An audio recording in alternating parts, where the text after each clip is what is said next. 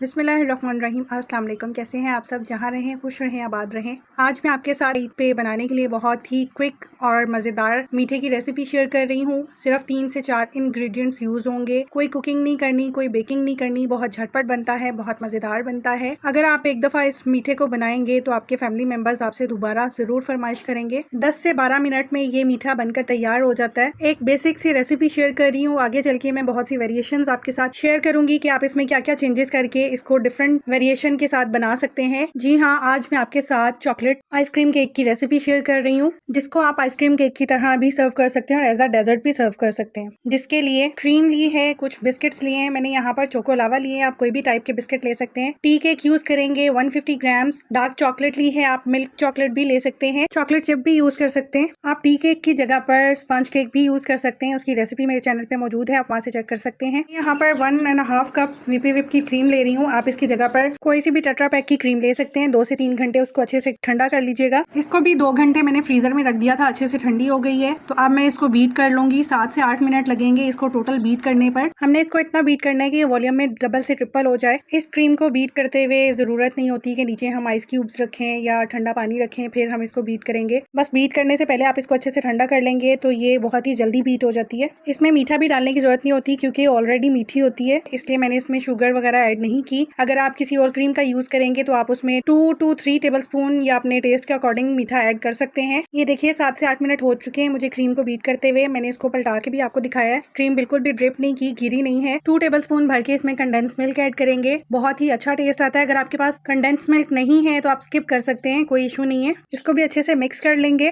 जो मैंने dark chocolate ली थी उसमें थोड़ी सी क्रीम डाल के 30 सेकंड के लिए माइक्रो में मेल्ट कर लिया था और चॉकलेट को अच्छे से मिक्स कर लिया है। अब हमने जो क्रीम बीट की थी उसमें इस चॉकलेट को ऐड कर देंगे और अच्छे से मिक्स कर लेंगे। आपने देखा कितना झटपट रेडी हो गया है चॉकलेट मूस। ना मैंने इसमें कुकिंग की है ना बेकिंग की है, चॉकलेट मूस बिल्कुल रेडी हो गया है। चॉकलेट को मेल्ट करते हुए थोड़ी सी क्रीम मैंने इसलिए डाली थी ताकि जब हम क्रीम के साथ फोल्ड करें तो चॉकलेट अच्छे से मिक्स हो जाए, चॉकलेट के लम्स ना बने। अगर आप डायरेक्ट चॉकलेट डालते मेल्ट करके तो चॉकलेट वहीं पे जम जानी थी, उसके लम्स बन जाने थे। सर्विंग डिश में टी केक लगाएंगे। इसको मैंने शुगर सिरप के साथ थोड़ा सा सोक किया था, पानी में चीनी को डिसॉल्व करके तो शुगर सिरप रेडी कर लिया था। ऊपर क्रीम से हम लेयर लगा देंगे। अगर आप शुगर सिरप नहीं ऐड करना चाहते हो आप मिल्क से भी इसको सोक कर सकते हैं। जो हमने बिस्किट लिए थे उनको तोड़ के हम छोटे छोटे पीसेस में तो वो असेंबल कर देंगे। आप कोई से भी अपने पसंद के बिस्किट इसमें ऐड कर सकते हैं। अगर आप बिस्किट नहीं डालना चाहते तो चॉकलेट चिप डाल सकते हैं, फ्रूट कॉकटेल डाल सकते हैं, सीजनल फ्रूट के चंक्स कट करके ऐड कर सकते हैं। दोबारा से ऊपर क्रीम डालेंगे, क्रीम को दोबारा से स्प्रेड कर लेंगे,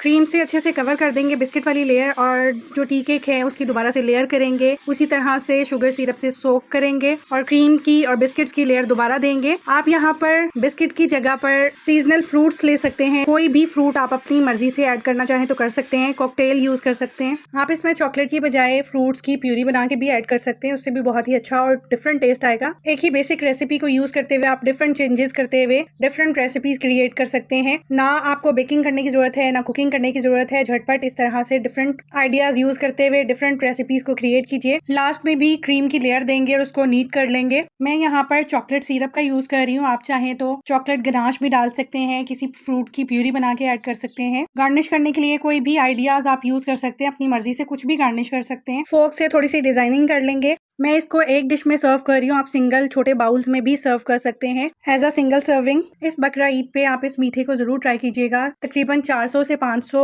के दरमियान आप इस मीठे को पूरी फैमिली के लिए तैयार कर सकते हैं। जो हम मार्केट से या बेकरी वगैरह से इतने महंगे महंगे मीठे लेकर आते हैं, लो बजट में आप इजीली अपनी फैमिली मेंबर्स के लिए तैयार कर सकते हैं। फोर्क से ही इसकी डिजाइनिंग कर ली है। कुछ बिस्किट्स को क्रश करके कॉर्नर्स में डेकोरेट करेंगे और चॉकलेट को क्रश करके मैंने ऐड किया था। आपकी मर्जी है, आप पे डिपेंड करता है, आप इसको चिल करके सर्व करते हैं या फ्रीज करके सर्व करते हैं। 2 से 3 घंटे इसको अच्छे से चिल करेंगे और फिर इसको सर्व करेंगे। लेकिन मैंने इसको क्लीन पेपर से रैप करके ओवरनाइट फ्रीजर में रख दिया था और एज अ आइसक्रीम केक सर्व किया था। आप इसमें चॉकलेट सिरप की बजाय कैरेमल सॉस भी यूज कर सकते हैं और इसको फ्रीज करके एज अ आइसक्रीम केक भी सर्व कर सकते हैं, डेजर्ट के तौर पे भी सर्व कर सकते हैं। दोनों ऑप्शंस मैंने आपको दे दी है। बहुत ही मजेदार बनता है, बहुत क्विक बनता है ये मीठा। अगर आप आइसक्रीम केक की तरह सर्व करना चाहते हैं तो आप इसको 6 से 8 घंटे फ्रीज कीजिएगा। अच्छे से क्लीन पेपर से रैप रैप कर लीजिएगा और इसको फ्रीज होने दीजिएगा। फिर आप इसको एज आ आइसक्रीम केक सर्व कर सकते हैं। एक ही रेसिपी से मैंने आपको डेजर्ट की रेसिपी भी दी है और आइसक्रीम केक की रेसिपी भी दी है। अब आप पे डिपेंड करता है आप इसको किस तरह से सर्व करते हैं। मैं आपको कट करके दिखाती हूँ। बहुत ही मजेदार बना था ये मीठा, आप जरूर ट्राई कीजिएगा। अगर आपको रेसिपी पसंद आई हो तो लाइक कीजिएगा, कमेंट सेक्शन में अपना फीडबैक जरूर दीजिएगा। और अभी तक अगर आपने मेरे चैनल को सब्सक्राइब नहीं किया है तो आपसे रिक्वेस्ट है, प्लीज मेरे चैनल को सब्सक्राइब कीजिएगा। नोटिफिकेशन के लिए बेल आइकन जरूर प्रेस कर लीजिएगा ताकि हर रेसिपी का नोटिफिकेशन आपको मिल सके और मैं इसी तरह से डिफरेंट रेसिपीज को आपके साथ शेयर कर सकूं। ये बहुत ही लो बजट और बहुत ही क्विक रेसिपी है। टी केक की जगह अगर आप घर का बना हुआ स्पंज यूज करना चाहते हैं तो वो भी कर सकते हैं।